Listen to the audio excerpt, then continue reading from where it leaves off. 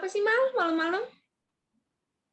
Ini pengen nanya deh, waktu kemarin kuliah Dokter Agung, kamu nyatet sampai akhir nggak? Soalnya mau nyicil buat belajar UTB.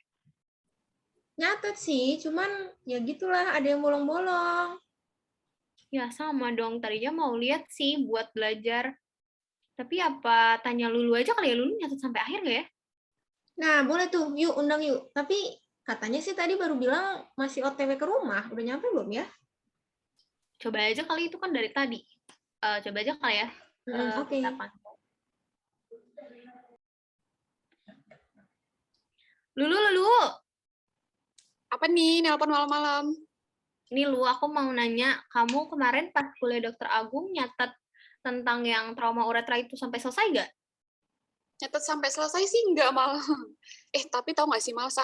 Tadi itu waktu aku jalan pulang, itu tuh ada kecelakaan. Kayaknya kecelakaannya gede deh. Wow, kecelakaan apaan lo? Nggak tahu kecelakaan apanya, cuma kayak katanya sih itu kecelakaan kendaraan bermotor. Soalnya sampai, dan juga sampai ada ambulan gitu. Innalillahi, ya Allah. Tapi BTW nih ngomongin kecelakaan ini, denger gak sih kalian pas kemarin kuliah juga kayaknya disangkut paut ini ya, tentang trauma uretra sama kecelakaan berkendara gini, ada yang inget gak? Oh iya, bener juga tuh kata Mal. Tapi aku masih nggak ngerti deh kenapa bisa kayak gitu. Kalian tahu nggak kenapa? Kalau aku sendiri sih kurang ngerti juga ya, Mal. Cuma kalau nggak salah, itu kemarin kayaknya juga ada tugas tentang health project gitu deh. Oh iya bener juga, hampir lupa. Nah, pas banget nih apa kita ambil temanya tentang trauma uretra aja kali ya, sekalian juga kita belajar kan, hitung-hitung lumayan juga nih, sambil sharing juga. Kayaknya masih banyak yang belum tahu juga sih tentang trauma uretra, pengetahuan aku sih. Selesai hilang, kenapa dah? Apa baterainya habis kali ya, atau sinyalnya jelek? Ya Kayaknya sih, udahlah, Mal. ya udah, yuk kita kayak buat aja yuk. Oh iya, Mal, sebelum buat, gimana kalau kita tanya-tanya pendapat teman-teman kita dulu soal trauma uretra ini? Boleh sih, sekalian bikin videonya aja kali ya, kayak bikin sosial eksperimen gitu loh, biar lebih menarik juga nggak sih health project kita? Boleh, boleh. Yuk kita lihat dulu. Oke, sambil hubungin Sasa kali ya abis ini. Bye-bye! Dah. Izin memperkenalkan diri, nama saya Denis Anelka dari Fakultas Hukum. Pagi, nama saya Arazaki, bisa dipanggil Ara saja. Nama saya Arif Budi Setiawan dari Fakultas Dakwah. Kecelakaan itu kalau misalkan benturan biasanya bisa gegar otak mungkin atau amnesia. Biasanya patah tulang dan trauma. Kecacatan, lumpuh, cacat mental juga bisa. Kalau uretra tahu nggak Kak apa? Nggak tahu. Uretra sendiri yang saya ketahui yaitu bertujuan untuk membuang sisa metabolisme. Ya, kurang tahu juga. Trauma uretra, jujur nggak tahu sih. Nggak tahu. Saya kurang tahu, tapi paling kalau nggak salah biasanya ini kelainan dari uretranya itu sendiri. Telah terjadinya kecelakaan di bagian uretra, menyebabkan rasa sakit di bagian uretra, sulit untuk buang air kecil, bahkan air seni bercampur dengan darah. Baik. Bismillahirrahmanirrahim. Assalamualaikum warahmatullahi wabarakatuh. Kami ucapkan selamat datang kepada teman-teman yang sudah bersedia hadir dan meluangkan waktunya dalam Zoom penyuluhan pada siang hari ini yang mengusung tema trauma uretra. Tak lupa kami juga ucapkan banyak terima kasih kepada teman-teman untuk partisipasinya. Acara ini diselenggarakan oleh kelompok kami atas dasar pemenuhan tugas health project dalam blok genita urinari pada tahun 2021. Nah, bagi teman-teman yang tidak sedang berhalangan, boleh banget nih buat on cam dan off mic, namun pada saat ditanya jawab dipersilahkan untuk on mic. Baik, sebelumnya izin memperkenalkan diri, saya Lulu Rafika Putri sebagai MC pada siang hari ini. Alangkah baiknya, sebelum mulai kegiatan penyuluhan pada siang hari ini, kita berdoa menurut kepercayaan dan agama masing-masing. Berdoa, kami persilahkan.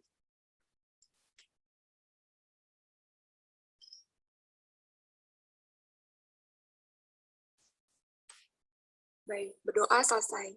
Sebelumnya, tak kenal maka tak sayang. Baik, begitu alangkah baiknya kita kenalan dulu kepada dua kakak yang ada di sini.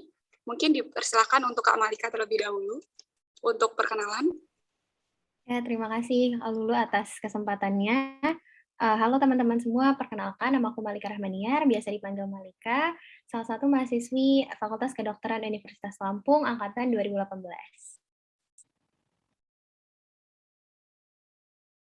Oke, makasih Kak Malika. Selanjutnya mungkin boleh Kak Salsa untuk perkenalkan diri.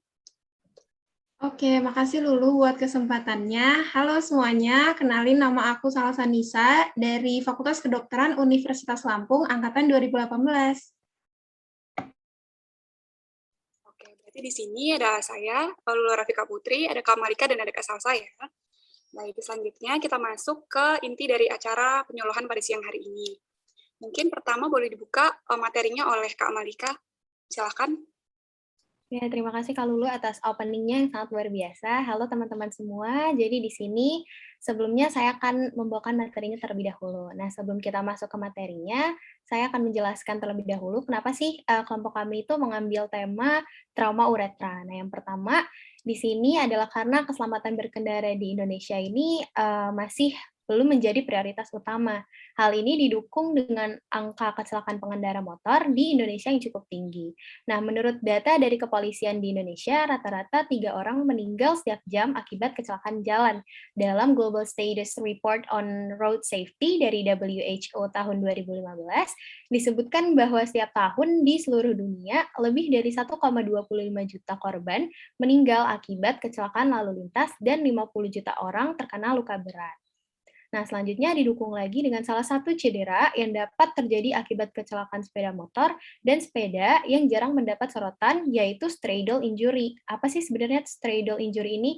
Nah, cedera ini itu merupakan cedera pada daerah selangkangan nih, yang juga menjadi risiko bagi semua pengendara motor dan sepeda. Nah, salah satu jenis cedera daerah selangkangan yang khas banget pada laki-laki adalah trauma pada uretra. Nah, tetapi selain pada laki-laki, trauma ini juga bisa dialami oleh para wanita. Nah, uretra ini tuh apa sih? Uretra ini berjalan di dalam perineum sampai ke ujung penis pada laki-laki, yaitu bagian selangkangan yang melakukan kontak langsung dengan jok motor atau sepeda saat berkendara. Nah, selanjutnya itu merupakan latar belakang kenapa kami mengambil tema trauma uretra. Selanjutnya kita akan masuk ke konten yang akan kita bahas. Nah, apa aja sih yang akan kita bahas? Yang pertama di sini ada definisi, lalu ada diagnosis, dan tata laksana juga pencegahannya. Nah, untuk yang pertama, saya akan menjelaskan mengenai definisi dari trauma itu sendiri. Nah, sebelum kita masuk ke trauma uretra, di sini saya akan menjelaskan apa sih uretra itu. Nah, sebelumnya, untuk mengetahui apa itu uretra, kita akan mengenal anatomi dari sistem kemih dulu. Nah, mungkin di sini agak sedikit kompleks ya, tetapi insya Allah saya untuk mencoba menjelaskannya secara ringkas. Jadi, dalam tubuh manusia yang mengatur sistem perkemihan, di sini ada beberapa organ nih. Yang pertama ada ginjal, seperti pada di gambar ya, ada ginjal, ada ureter, ada bladder atau kandung kemih atau biasa disebut vesika urinari, lalu ada uretra. Nah, di sini juga ada perbedaannya antara wanita dan juga pria. Nah, kita bahas dari yang ginjal dulu ya, dari yang atas dulu. Nah, ginjal, seperti yang teman-teman ketahui, ginjal ini merupakan organ yang berfungsi untuk mengatur urin atau mengeluarkan urin. Dengan cara dia itu mengatur jumlah air dan garam dalam darah, lalu dia menyaring zat limbah atau zat sisa metabolisme tubuh, serta memproduksi hormon yang juga membantu mengendalikan tekanan darah. Nah, lalu di bawah dari ginjal ada organ lagi nih, seperti saluran. Nah, ini namanya ureter. Ureter ini merupakan saluran yang tersusun atas otot-otot dengan fungsi yaitu membawa urin yang dihasilkan dari ginjal ke dalam kandung kemih. Lalu selanjutnya, di bawah dari ureter, di sini kita bisa menemukan adanya bladder atau vesika urinari atau kandung kemih. Nah, kandung kemih ini fungsinya untuk menyimpan urin. Nah, jadi jika kandung kemihnya ini sudah terisi penuh, maka akan timbul dorongan untuk buang air kecil, sama seperti kita kalau kebelet pipis nih, tandanya kandung kemih kita ini udah penuh sama urin. Nah, lanjut kita ke bawah lagi, di sini ada uretra. Nah, yang membedakan dengan pria, di pria ini ada namanya prostat. Nah, untuk uretra ini sama seperti ureter, dia itu saluran juga, tetapi bedanya kalau tadi ureter menyambungkan ginjal dengan kandung kemih, kalau uretra dia menghubungkan antara vesika urinari atau kandung kemih dengan bagian luar tubuh. Jadi fungsinya untuk mengeluarkan urin. Nah, pada bagian antara kandung kemih dengan si uretra ini, dia itu mengandung cincin otot atau biasa disebut sphincter. Nah, cincin otot ini yang berfungsi untuk menahan atau menjaga agar urin tidak bocor. Jadi, makanya kenapa kita bisa menahan pipis walaupun udah kebelet banget, itu karena cincin otot kita atau sphincter kita masih berfungsi dengan baik. Lain halnya jika sudah tidak berfungsi dengan baik lagi, maka banyak penderitanya yang menderita kayak kebocoran pipis atau tidak bisa menahan pipis, seperti itu. Selanjutnya di sini, tadi sudah disinggung di awal-awal, ada perbedaan antara wanita dan pria. Nah, perbedaannya itu pada uretranya. Di sini untuk uretra pada pria ini lebih panjang daripada wanita, bisa dilihat ya di gambar. Nah, berdasarkan literatur ini, panjangnya itu kurang lebih 20 cm. Nah, selain tadi fungsi uretra ini untuk mengeluarkan urin, kalau pada laki-laki, saluran uretra ini juga sebagai tempat keluarnya semen, yaitu sperma dan juga sekresi kelenjar dari prostat. Nah, lalu selanjutnya kalau pada di wanita, bisa dilihat dari gambarnya juga, untuk panjangnya itu lebih pendek, yaitu sekitar 4 cm, lalu untuk letaknya berada di rongga panggul atau pelvis. Kalau di laki-laki, ini di daerah penis. Oke, lalu kita lanjut ke trauma uretra, definisi dari trauma uretra. Jadi, tadi udah tahu nih uretra itu apa.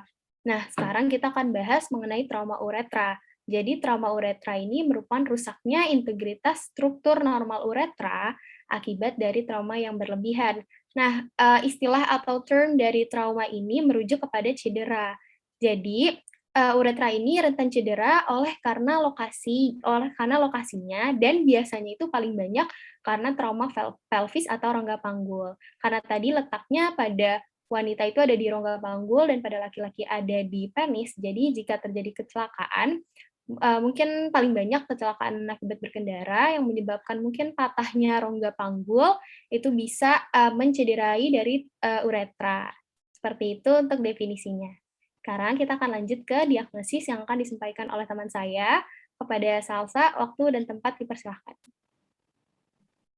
Oke, makasih banyak Kak Malika yang udah ngejelasin nih awal latar belakang kita ngambil masalah ini, terus ngejelasin juga sebenarnya apa sih trauma uretra. Nah, buat kali ini aku bakal ngejelasin tentang diagnosis trauma uretra. Sebelum kita lanjut ke masalah selanjutnya, diagnosis itu salah satu sekumpulan langkah-langkah yang dilakukan oleh kedokteran atau tenaga medis lainnya untuk menentukan jenis penyakit apa sih sebenarnya yang dialami oleh seseorang. Nah, karena kita lagi bahas trauma uretra, pastinya kita bakal ngebahas apa aja sih di diagnosis untuk trauma uretra. Mungkin boleh di next. Oke, di sini kita bakal bahas dulu penyebab dan faktor resiko yang menyebabkan trauma uretra. Ada lumayan banyak ya, ada trauma tumpul sama trauma tajam. Sebelum aku jelasin macam-macamnya, bedanya trauma tumpul sama trauma tajam itu apa sih? Kalau trauma tumpul, dia itu berarti ada suatu benda yang melukai diri kita, tapi dia nggak nembus ke bagian kulit kita. Jadi, cuman di bagian luarnya aja. Sedangkan kalau trauma tajam, itu bendanya bisa masuk ke, bisa menembus ke kulit kita, bahkan bisa sampai kena ke organ dalam tubuh kita. Nah, contoh dari trauma tumpul itu biasanya luka lecet. Nah, kalau luka lecet, karena kita udah tahu nih, anatomi dan posisi dari uretra itu sendiri, pastinya luka lecet yang kena di daerah kelamin kita. Nggak mungkin kan kalau luka lecetnya di tangan, tapi berpengaruhnya ke bagian uretra kita. Jadi pastinya biasanya luka lecet ini juga bisa dipengaruhi karena kita itu sering naik motor atau naik sepeda, kan duduk tuh posisi kita, terus ada bagian yang agak sedikit menonjol ke depan yang buat dudukannya. Nah, kalau misalnya kita itu nggak hati-hati dan pas lagi ada polisi tidur kita main asal terabas aja, itu bisa menyebabkan luka lecet dari uretra itu sendiri. Terus ada memar. Nah, kalau memar ini sifatnya berkelanjutan dari luka lecet, karena biasanya kalau udah luka lecet, itu bakal menimbulkan adanya kemerahan, bengkak, bahkan bisa sampai biru, yang dinamakan memar. Terus yang ketiga itu ada fraktur pada tulang pelvis. Nah, fraktur itu artinya patah. Jadi namanya tulang pasti bisa patah kan, apalagi tulang yang menyokong bagian organ kelamin kita. Kalau misalnya tulangnya aja patah, itu maka bisa beresiko ke bagian uretra kita. Terus ada trauma tajam. Nah, trauma tajam itu contohnya kayak luka tembak sama luka tusuk. Nah, kalau luka tembak ya pasti teman-teman udah pada tahu ya, kayak misalnya kena pistol atau dia jadi korban kecelakaan tembakan, itu juga bisa. Terus kalau luka tusuk, ini yang pastinya seringnya tuh terjadi pada laki-laki, karena seperti yang udah kita tahu juga, uretra pada laki-laki itu kan lebih panjang ya, dan lebih terekspos ke lingkungan luar dibandingkan perempuan. Nah, jadi itu lebih sering beresiko. Nah, terus luka tusuknya itu juga nggak cuma kayak ketusuk jarum atau ketusuk peniti itu bisa langsung trauma ya. Jadi kayak ketusuk garpu atau ketusuk hal-hal benda yang besar dan tajam itu yang bisa menyebabkan. Terus ada trauma iatrogenik. Nah, iatrogenik itu artinya trauma yang disebabkan karena tindakan medis di rumah sakit. Jadi biasanya tuh terjadi pada orang-orang yang emang udah sering ke rumah sakit karena punya penyakit tertentu. Contohnya yang pertama itu ada pemasangan kateter uretra. Nah, kateter itu suatu pipa yang dimasukin ke uretra kita atau saluran kemih biar kita bisa mengeluarkan urinnya, karena ada beberapa orang yang emang nggak bisa nih buat ngeluarin urinnya sendiri, malah jadi sakit. Terus ada juga endoskopi. Kalau endoskopi itu sama, jadi ada suatu alat yang dimasukin ke dalam uretra kita, tapi pakai kamera supaya kita bisa ngelihat ada kelainan apa sih di dalam uretranya. Nah, kedua hal ini itu juga bisa mempengaruhi trauma uretra, karena kalau misalnya pemasangannya itu nggak benar atau dia lama nggak diganti-ganti, itu bisa menyebabkan infeksi pada uretra di dalam tubuh kita. Terus yang terakhir, ini ada faktor lain. Yang pertama itu perilaku seksual. Nah, perilaku seksual ini mungkin kalau bisa terjadi ya di perempuan sama wanita. Biasanya wanita tuh terjadi karena banyak orang-orang yang belum tahu nih sebenarnya lubang untuk melakukan seksual sama lubang mengeluarkan pipis tuh yang mana gitu. Jadi kadang harusnya masuknya ke vagina tapi malah masuknya ke uretra. Nah, kalau misalnya kayak gitu kan malah berakibat fatal banget ya buat saluran kemih perempuannya. Nah, terus ada fraktur penis. Nah, fraktur penis ini hampir sama sih sama patah yang di bagian rongga panggul, karena uretra itu di dalam penis, jadi kalau misalnya penisnya aja patah, berarti bagian dalamnya juga pasti akan patah. Gitu. Lanjut. Selanjutnya, kita bakal bahas gejala-gejalanya, karena tadi kita baru tahu nih definisinya apa, terus baru tahu juga penyebabnya apa. Nah, kalau gejala berarti tanda-tanda yang muncul dari trauma uretra. Ada yang pertama, darah pada saluran kemih. Jadi normalnya kan kalau pipis tuh warnanya coklat ya, coklat bersih atau mungkin coklat gelap, tergantung dari kita sering minum air putih apa enggak. Tapi kalau misalnya udah merah, terus keluar darah, itu bisa jadi salah satu pertanda kalau kena trauma uretra. Terus ada yang kedua adalah kesulitan berkemih. Nah, kesulitan berkemih ini tuh dirasanya kayak pas mau pipis tuh sakit di bagian pinggangnya atau di bagian perutnya. Padahal kalau secara normal, kalau pipis ya tinggal pipis aja gitu ya, nggak perlu tenaga yang ekstra buat ngeluarin urinnya itu. Terus yang ketiga, itu ada teraba kandung kemih yang penuh. Nah, gimana cara ngerabanya? Cara ngerabanya itu bisa kalian, kandung kemih itu kan posisinya ada di bagian bawah perut ya. Jadi kalau misalnya kalian pengen ngeraba, kalian tahan dulu pipisnya yang lama gitu, terus nanti kalian bakal ngeraba di bagian perut bawah tuh agak sedikit cembung dan sedikit berisi gitu. Itu tandanya kandung kemihnya yang penuh. Terus ada 3 gejala nih yang khas, namanya trias. Berdasarkan dari uretra mana yang kena. Ada uretra anterior sama uretra posterior. Nah, kalau anterior berarti kenanya uretra di depan, sedangkan kalau posterior kenanya di belakang. Nah, 3 gejala khas yang di anterior itu ada keluar darah, terus sulit berkemih atau timbul rasa sakit, dan bisa juga bengkak, kemerahan, atau kebiruan. Terus yang kedua itu ada trias yang buat uretra posterior. Yang pertama itu keluar darah juga sama, terus ada sulit berkemih, dan yang terakhir itu ada floating prostat. Nah, kalau floating prostat itu kan pasti terjadinya pada laki-laki ya, karena yang punya kelenjar prostat itu cuma di laki-laki. Nah, cara ngeceknya itu kita nggak bisa ngecek mandiri karena ada pemeriksaan khas yang cuma dilakuin sama dokter buat ngelihat prostat kita tuh mengambang atau enggak gitu. Jadi asli secara normalnya kan prostat pas lagi dilakukan pemeriksaan dia nggak akan mengambang ya, tapi kalau pas trauma uretra dia bisa jadi ditemukan floating prostat.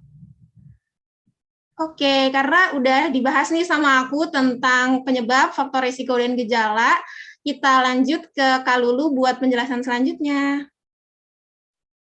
Oke, makasih banyak Kak Salsa dan Kak Malika atas penyampaian materi yang sangat baiknya. Baik teman-teman, jadi kita lanjut ke materi akhir nih, yaitu tata laksana dan pencegahan untuk trauma uretra. Baik, dari beberapa gejala yang udah disebutin oleh Kak Salsa tadi, untuk gejala perdarahan atau keluar darah di saluran kemihnya, itu kita bisa atasi dengan pemasangan infus dan pengganti cairan elektrolit darah.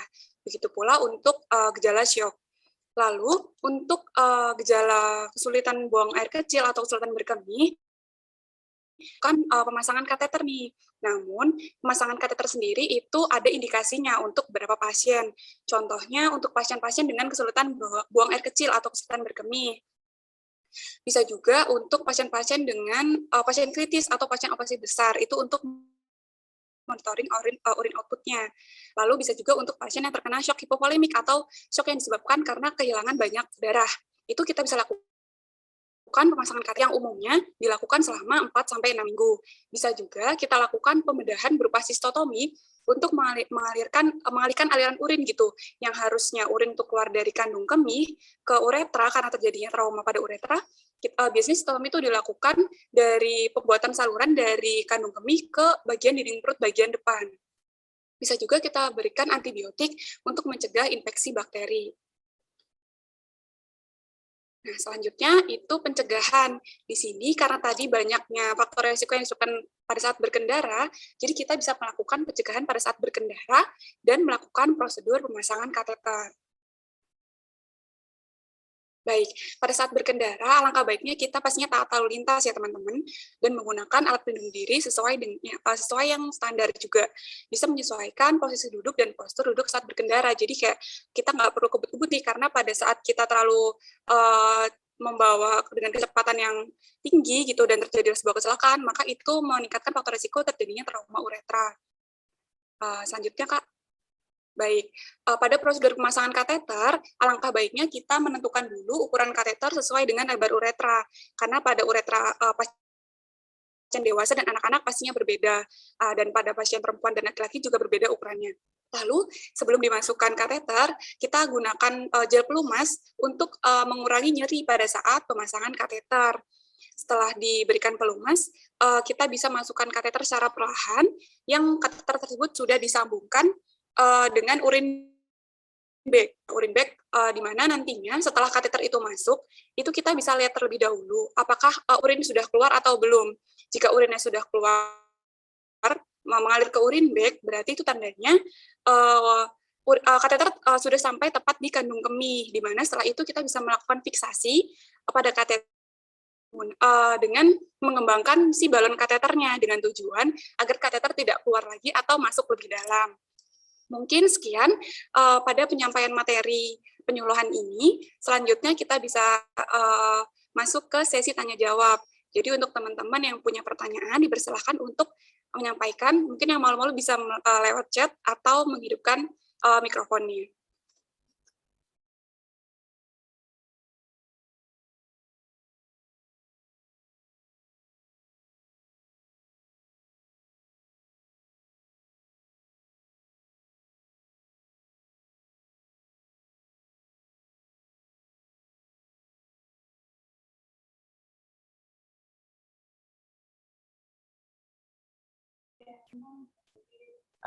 Siang Kak, izin bertanya. Baik, silakan Kak. Perkenalin dulu apa langsung pertanyaan aja? Boleh kenalin dirinya dulu. Perkenalkan, saya Andi Ghazali, mahasiswa dari Jakarta. Saya punya satu pertanyaan, masih meliputi trauma uretra. Pertanyaannya, apakah trauma uretra bisa diberikan pengobatan dalam bentuk obat-obatan terlebih dahulu sebelum ditindaklanjuti ke operasi? Itu sih Kak. Terima kasih. Baik, mungkin pertanyaannya kami tampung dulu ya, Kak. Mungkin untuk penanya yang selanjutnya boleh dihidupkan mikrofonnya atau melalui chat Zoom. Izin bertanya, Kak. Baik, silahkan. Baik, terima kasih. Sebelumnya perkenalkan, nama aku Rahma dari Bekasi. Sebelumnya izin bertanya, Kak, kalau buat trauma uretra ini biasanya itu seringnya di perempuan atau di laki-laki ya, Kak? Terus ada kayak kisaran umurnya atau enggak? Dan kalau misalnya di perempuan itu biasanya karena apa, Kak? Terima kasih. Baik, terima kasih untuk Kak Rahma. Untuk penanya selanjutnya, persilahkan. Izin bertanya, Kak. Baik. Sebelumnya perkenalkan, nama aku Kiki, aku dari Tangerang. Di sini aku mau nanya, kira-kira untuk trauma uretra ini tuh berpengaruh nggak ya sama kesuburan seksual dari penderitanya? Terima kasih, Kak. Baik, terima kasih untuk kakak-kakak yang sudah bertanya. Mungkin ada lagi yang ingin bertanya sebelumnya? Misika, saya mau nanya. Ya, silahkan. Sebelumnya, perkenalkan, nama saya Anissa Kirana. Saya mau nanya, kalau misalkan penyakit ISK, infeksi saluran kemih, itu ada hubungannya nggak sama trauma uretra? Makasih.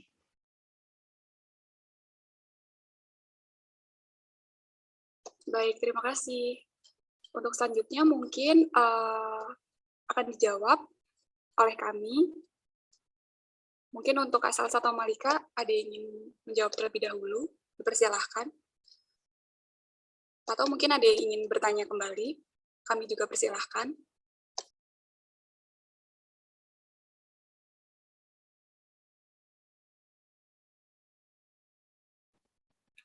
Mungkin aku mau coba jawab dulu yang tadi pertanyaan dari siapa ya? Kak Andi ya. Oke. Tadi pertanyaannya itu ini ya, obat-obatan yang diperlukan sebelum operasi. Benar nggak ya? Iya, benar, Kak. Oke, jadi untuk pertanyaan, mungkin saya izin untuk mencoba menjawab.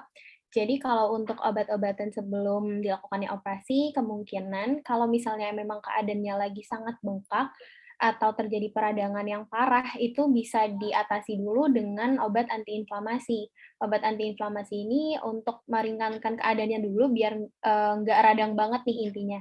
Nah, jadi itu bisa diberi obat-obatan antiinflamasi yang non-steroid. Contohnya kayak natrium diklofenak, ibuprofen, lalu asam mefenamat, seperti itu. Nah, selain itu juga bisa diberi antibiotik nih, agar pada saat setelah diselesaikan operasi itu mencegah terjadinya infeksi yang mungkin terjadi. Mungkin itu dari jawaban saya, apakah sudah cukup menjawab? Cukup, Kak. Terima kasih. Terima kasih.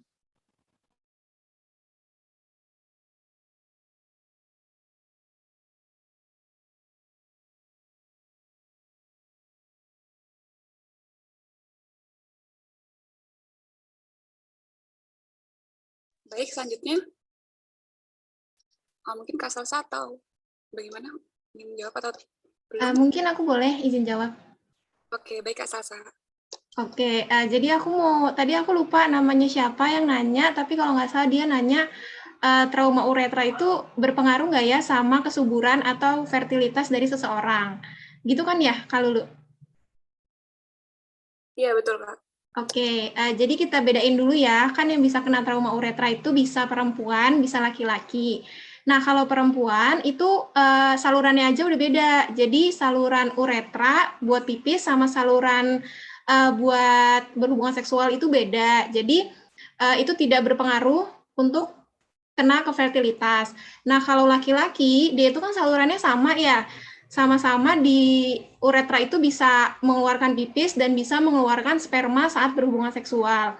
Nah, kalau misalnya si trauma uretranya ini tidak ditata laksana dengan benar, tidak diberikan pengobatan ataupun operasinya tidak benar, maka salurannya itu kan masih tetap akan trauma ya, atau masih cedera. Jadi itu bisa menyebabkan sperma yang udah dihasilkan dengan baik oleh saluran penghasilnya, produksinya, yaitu epididymis, nggak bisa mengalir dengan sempurna pas lagi berhubungan seksual. Jadi itu termasuknya ke namanya fertilitas akibat post-testikular. Jadi bukan karena pengaruh dari produksinya yang gagal, tapi karena penyalurannya yang gagal, karena salurannya itu nggak bisa keluar dengan benar. Mungkin kayak gitu, tadi yang nanya kira-kira menjawab nggak ya?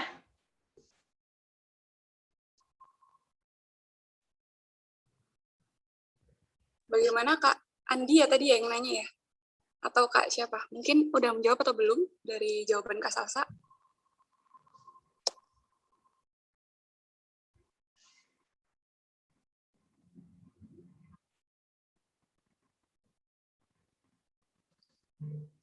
Mungkin saya izin menjawab ya pertanyaan dari Kak Rahma tadi kalau tidak salah. Untuk trauma uretra itu paling sering terjadi pada laki-laki atau perempuan. Jadi untuk trauma uretra itu paling banyak terjadi pada laki-laki dikarenakan ukuran panjangnya dan lokasi uretra laki-laki itu yang mungkin tidak dilindungi oleh tulang gitu, tidak seperti pada perempuan.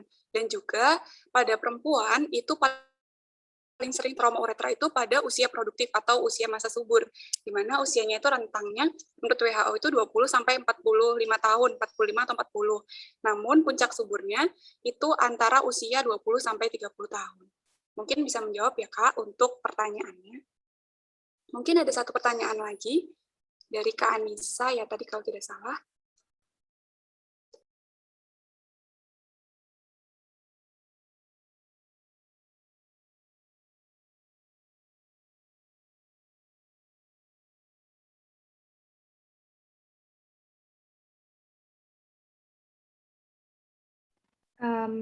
Mungkin aku coba jawab ya untuk yang tadi pertanyaan mengenai pokoknya hubungan antara ISK dengan trauma uretra.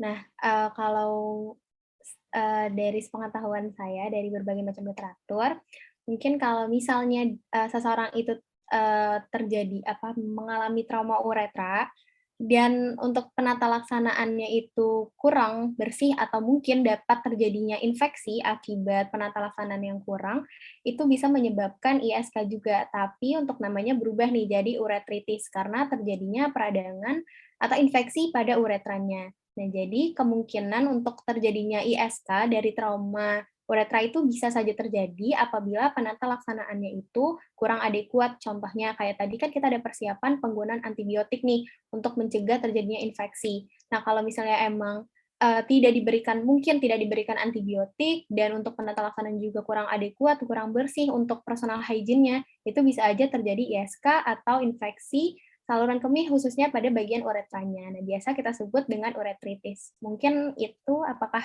cukup menjawab?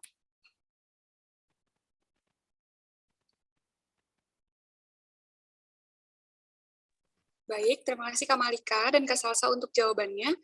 Mungkin dari teman-teman apakah ada lagi yang ingin menyampaikan pertanyaannya?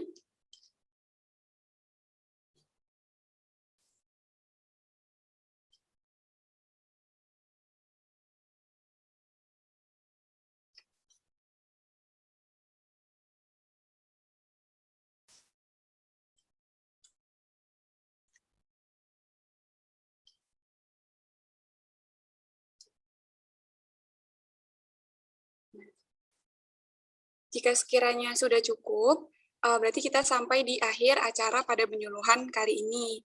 Nah, terima kasih banyak untuk teman-teman yang sudah berpartisipasi dan menyampaikan pertanyaannya, dan terima kasih juga untuk teman-teman yang sudah hadir, karena kita tadi membukanya dengan berdoa, alangkah baiknya kita tutup acara ini dengan berdoa pula. Berdoa menurut kepercayaan masing-masing, dipersilahkan.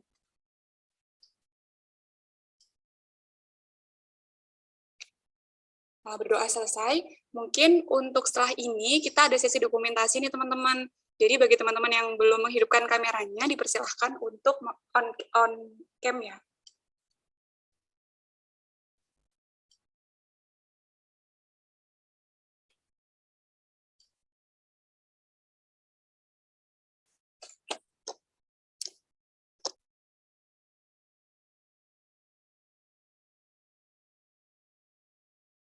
Oke, mungkin aku hitung ya. 1, oke, Mungkin aku hitung ya. 1, 2, 3. Oke, perlu lagi nggak nih kalau mungkin 1 kali lagi ya. Ya, monggo. Aku hitung lagi ya. 1, 2, 3. Terima kasih banyak teman-teman semua. Oke, kami ucapkan sekali lagi terima kasih banyak untuk teman-teman yang sudah hadir dan meluangkan waktunya. Kurang lebihnya kami mohon maaf. Wabillahi taufiq wal hidayah. Wassalamualaikum warahmatullahi wabarakatuh. Terima kasih banyak semuanya. Terima kasih banyak semuanya. Andi, Farah, Nifur, Ica.